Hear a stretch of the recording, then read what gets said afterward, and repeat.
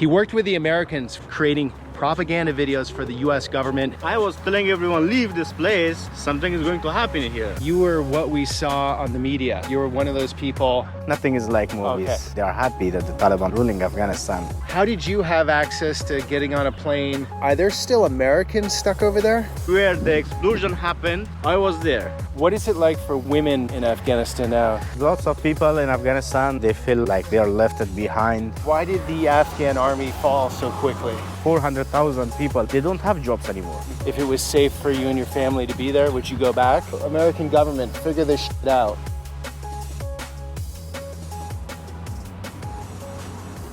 Good morning, guys. Today we're meeting with an Afghan man named Mohammed who recently fled from Afghanistan.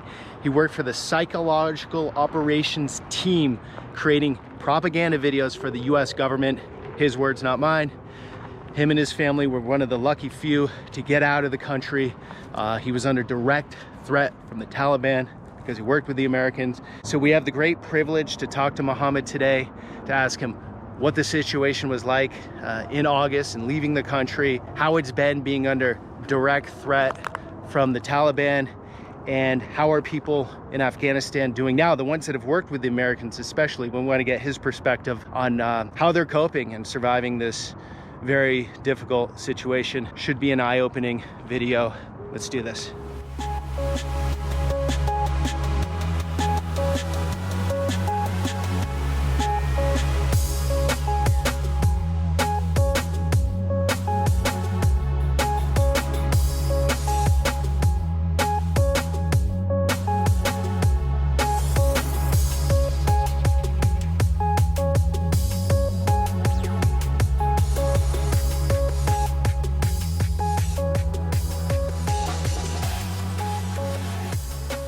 Well, firstly, I want to thank you for agreeing to do this because I've tried many Afghans to get them on camera, and a lot of them want to do it, but they have family members back there, and they can't jeopardize talking about the situation here. And the Taliban is all over the people that worked with the Americans, right? Yeah. But you're maybe an exception because all of your family is here, right? Yeah, I have all of my family in here, and some of my family members, they're staying in Netherlands, Germany.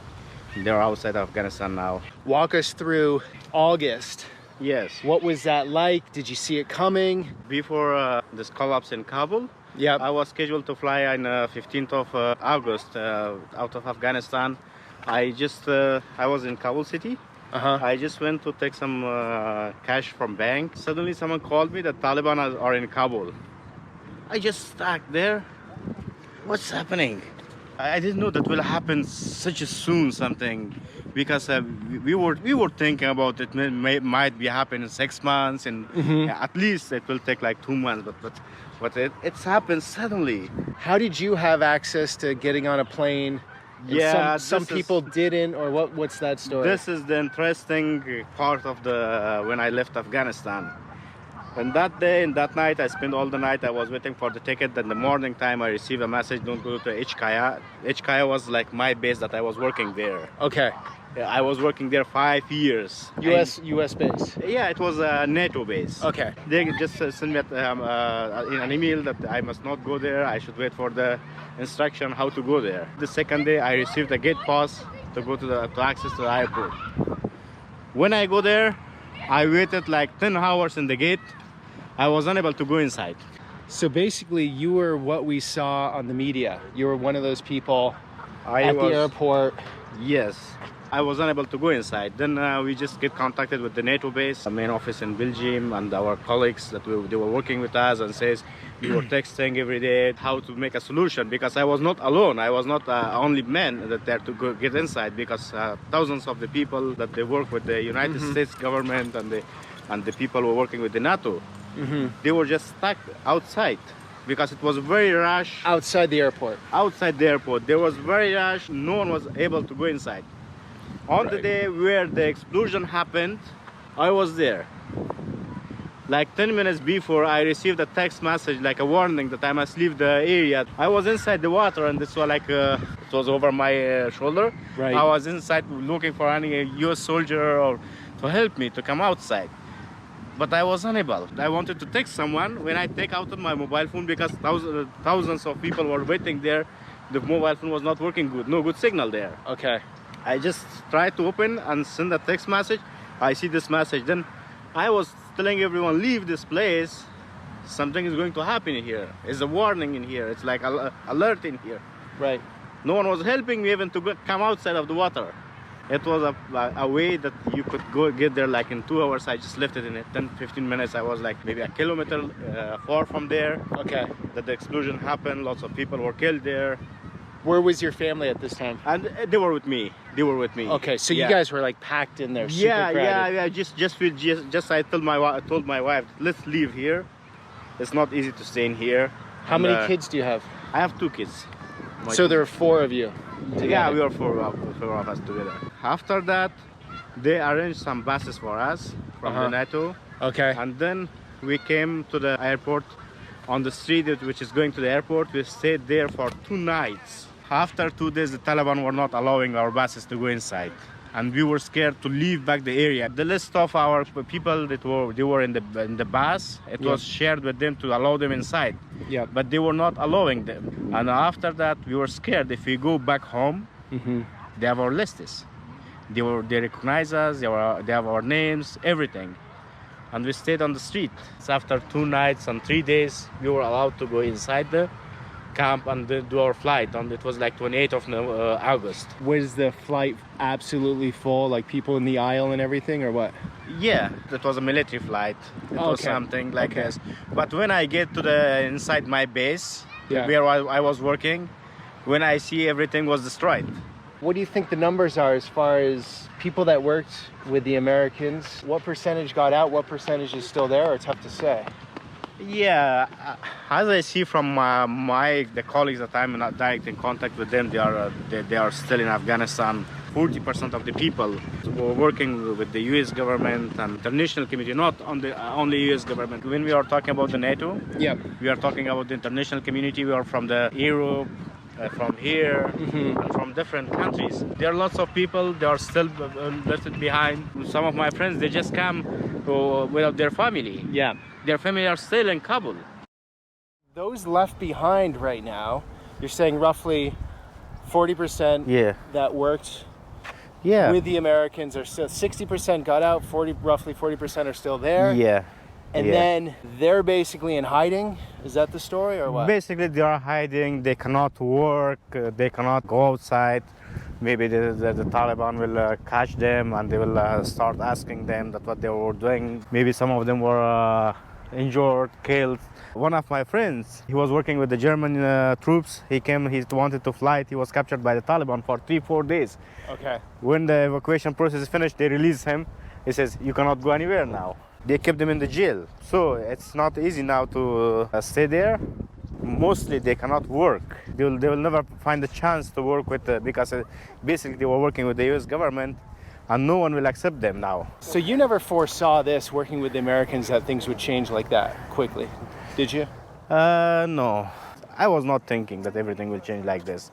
Are people disheartened with the US government, how they handled this, or what's the feeling amongst Afghans?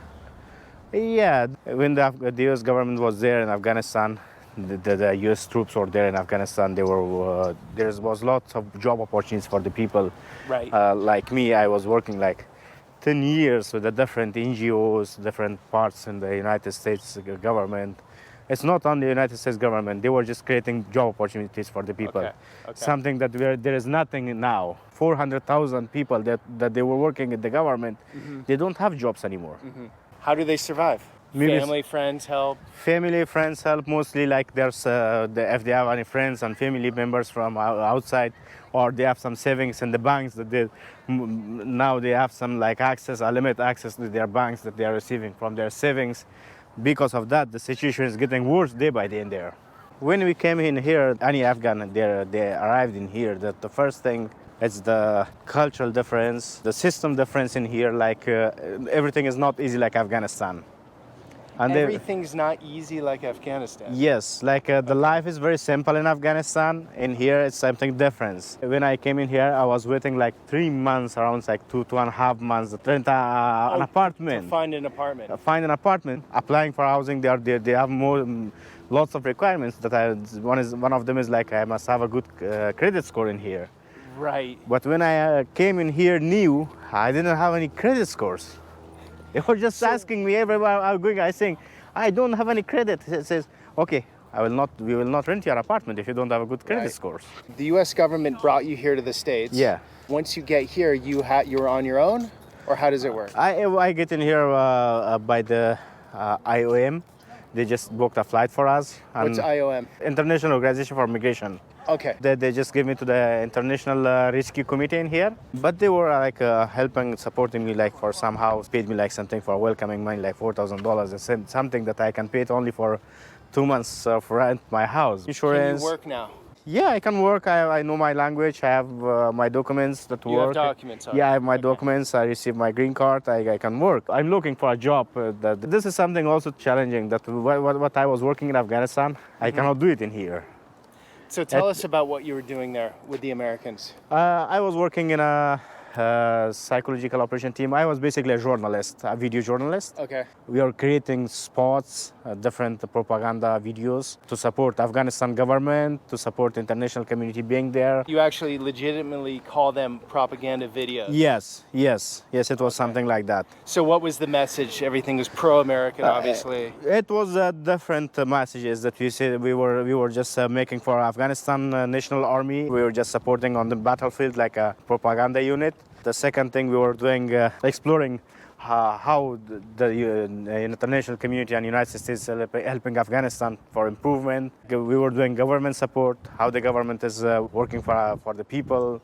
They were different types of videos. We were doing like hundreds of the videos, and we were putting them on the local TVs in Afghanistan and different local TVs to reach the people, to have the large coverage. So a lot of the U.S. campaign was just a battle of the mindset, right? Yeah. Fair to say? Yeah. Did the U.S. make any progress in that? I was feeling in that time the value of the propaganda. When we stopped our operation, it was like middle of July. After the middle of the July, we see how the collapse of the NDSF army. Interesting. So the propaganda was just hitting all channels, all forms of media, and the second it stopped, it changed the mindset a little? It changed the mindset, the morality of the soldiers on the battlefield. We see that the Afghan soldiers. The Afghan soldiers, we see the morality of the Afghan soldiers, that they lost their morality because we were the one group that we were supporting them on the battlefield. What about the populations? They weren't supporting it all, or it just depends where? It was depends. The people cannot stop the terror. The people are supporting the NDSF, but when the Taliban was coming there, the people could do nothing. They were not armed force. Right. They were just the people. The people now also against the Taliban. But how can they rise? They cannot do nothing.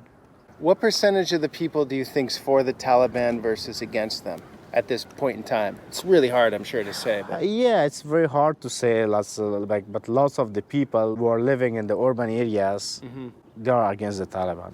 The rural areas are more pro-Taliban? Yeah, the rural areas, like not at all. Some of the percentage, they don't think about any government, not Taliban, anything. Everything, they're happy with that. Like the farmers. Yeah. The farmers doing their work, they don't care about the Taliban or government or the Republican government or the Islamic government that they have now in here in Afghanistan. This is for them, it's nothing. But the people, they were educated, they were working. It affected a lot.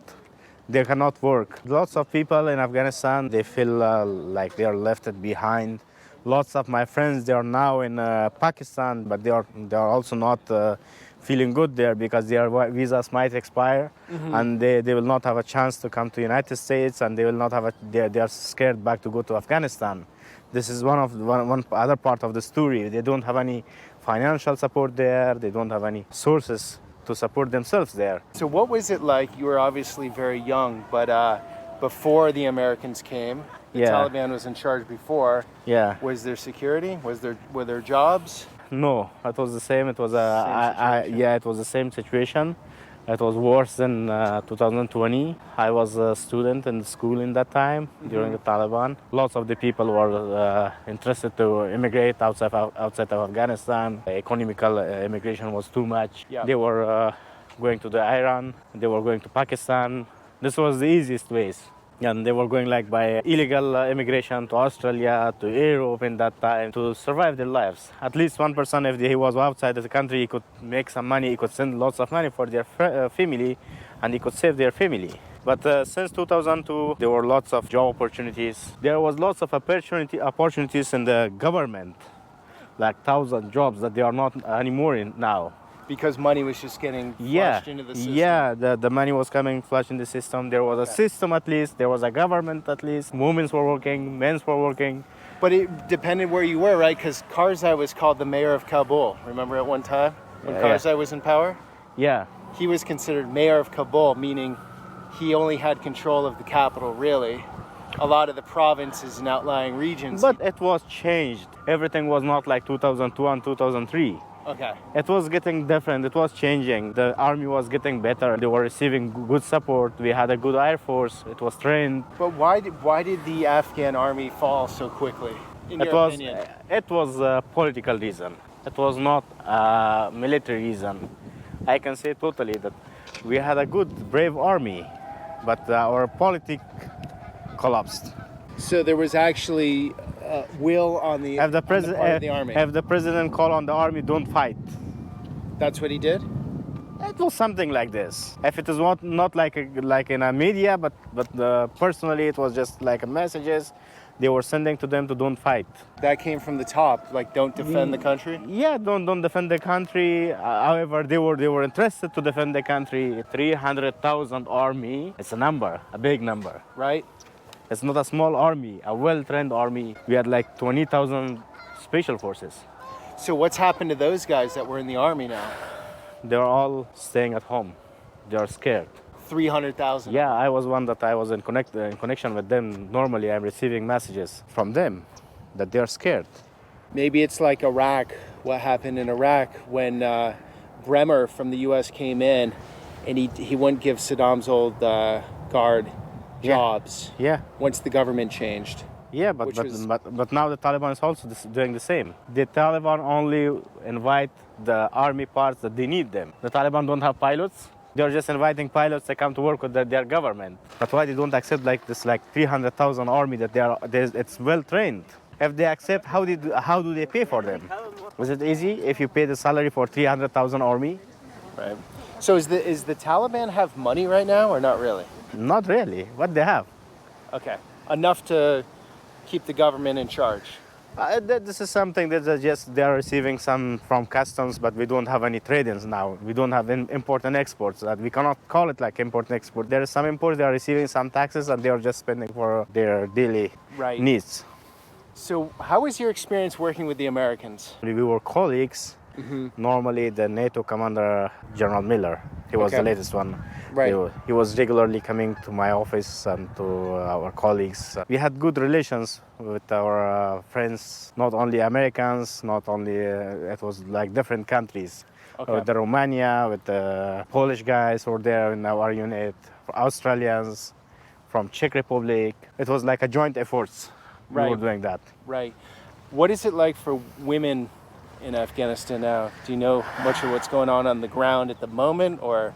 I get upset when I hear something about the women in Afghanistan. Like they cannot work. They are like they can't work at all. They can't work now. It's like if they cannot educate, education is like the basic. Right. So they cannot educate now. Then they cannot work. So they can't go to primary, secondary school, or they can't go to college? Sometimes I'm happy in some part of Afghanistan. The schools for the girls are open. Mm-hmm. They can go to schools. Maybe their clothing will be something different. They just change the clothing, like they must have a hijab, something like this in Afghanistan. So all women must have hijab? Yeah. This is something that I have heard from the different media and my friends that I have contact in Afghanistan with them. In some of the part of the country, I'm happy that there are schools, that they open the schools for the women. Yep. But in some of the part, like in central part, like in capital, The schools are yet closed. The universities are closed. Kabul is closed. Kabul is closed. Yeah, this is the capital. Only, and I heard from Mazar Sharif, the northern Afghanistan, that the schools are open. I hope that everything will be open day by day, and everyone will be able to go to school. Is it a different Taliban than 20-something years ago, or is it the same? I cannot say that it's changed too much now. Okay. They are doing the same strategy, but I hope they will be changed. The world is not like 20 years ago. Everything is changing in the world. If they want to be a government, and if they want to compete the countries around us, Yeah. if they want to have a good governance, they must change their minds. They must deal with the world. They must maintain their relations with the world. And they also must maintain their relations with their people by paying their rights, like civil rights, their constitutional rights. They must create job opportunities for male and females, for young peoples, that they are very educated. Like in 20 years, we had a very big number of the people that they did good educations. They have master's degrees, they are PhDs, Right. but they are now jobless at home. I know you just came here, but would you go back if it was safe for you and your family to be there? Would you go back? It's my country. You miss it. I miss it. I miss every day. I miss everything. The simple life there. Explain that to, let's say, a lot of American viewers, if they haven't been to that part of the world. What do you mean? Like, you meet up with friends and you hang out longer, there's not like this strict schedule, there's not all these moving parts, is that what you mean? Yeah, this is the same thing that I can see. In my country, we had time to visit our friends, to meet up every day after work, and I mean the simple life is something that this was the life that I knew all the tricks about that life. In here, I must get familiar to everything in here. Everything is new for me. Getting familiar to a society, to new people. In here, you will have a tight schedule. You will have only one day off for your family if you work a lot, and that's something that I must do it because I must pay for my bills, for my rent, everything. I think so that I will meet my family even in the weekend. Did you think the U.S. was like the movies? Just everything easy and beautiful? And... No, nothing is like movies. Okay. Nothing like okay. movies. You were wise enough. The money is not on the tree. Exactly. You must work, you must earn, and you must spend like that. The reality is different. We must work a lot, but it's good. It's good that we have a safe environment. At least we are safe. You feel safe here? I feel safe. Like in Afghanistan, every day we had a concern. There might be a blast when I'm going to the work. Mm-hmm. Now it's different for me. For sure, the place I'm staying in here in Fremont. What's one thing Americans could learn from Afghans? It's the culture, hospitality. Do you feel hospitality here or no? This is something not like Afghanistan. You are in the Bay Area, that says something, but I understand what you're saying. When I came in here, when I meet up my Afghan friends, I feel them. I know that what's happening. They are very busy. Everyone is very busy with their lives. They must work every day. They don't have time to visit each other's. And life in my country is different. We are staying with our parents. We are taking care for them for long times. Right. Yeah, as they take care for us to rise up, there's something not in here. I cannot see this culture in here. What do you think about this culture, though? You can really be what you want to be. You can make what you want out of life. Nothing's guaranteed, but the opportunities are here. There is opportunities in here. This is the land of opportunities. We can build up a business. We can just work with our ideas. What we want, we can do in here. Still, I can see some people that they are happy that the Taliban are ruling Afghanistan. They are calling them the freedom fighters. But these people, I know most of them are living outside of Afghanistan now. But they are happy about the Taliban ruling in Afghanistan. I ask them, are they ready to live under the ruling of the Taliban? This is something that they will never want for themselves. But for the people of Afghanistan, they say, we love Taliban or the free. Yes, they are the freedom fighters. But now it's not everything about the freedom. It's about the hunger of the people. What would you like to say to those Afghans in Afghanistan? Some of them will probably see this. He says, if you want to feel my feelings, you can have my shoes. I don't have their shoes. I'm not in Afghanistan. I know the situation is very bad. But I want to say them, everything will pass one day. It's the only thing that to tell them, be patient. And what about to the U.S. government and their responsibility to get those that worked with the Americans out of Afghanistan? Don't forget about Afghanistan. And are there, I forgot to ask you this earlier, are there still Americans stuck over there? American citizens? There is still lots of people that they have American citizens and American residents that they're stuck in Afghanistan. Okay, so American government, figure this shit out. This is unacceptable for everyone. Not okay. Not okay with you as an Afghan, not okay with me as an American. Politics does its own thing. Geopolitics is another thing, whatever that might be. But we went to a country and we asked the people of that country to help us in whatever that mission was, agree with it or not. We can't let them hang out to dry, and we also definitely can't let our own citizens to be stuck in a foreign part of the world, left on the vine for the Taliban to follow them, to put them in fear, to put them and their families in great danger. Not acceptable.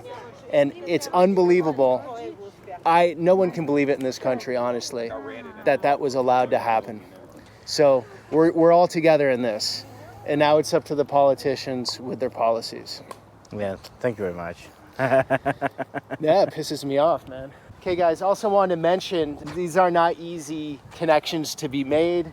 And it was the United Afghan Association that hooked us up. Like I was saying earlier, most Afghanis are not going to speak at all. The ones that recently came over because they have family members at risk. They can't talk. They can't jeopardize their safety. So thank you, Mohammed, Thank you very much. Thank you. For getting on camera and telling your story and the story of what's going on. And I want to leave a few links, guys. Hold on for these. United Afghan Association. There are a lot of Afghans coming in, or that have come in Fremont. A lot are just missing the basics. Underwear, socks, mattresses. I'm going to leave an Amazon link below. This is for the organization's Amazon link.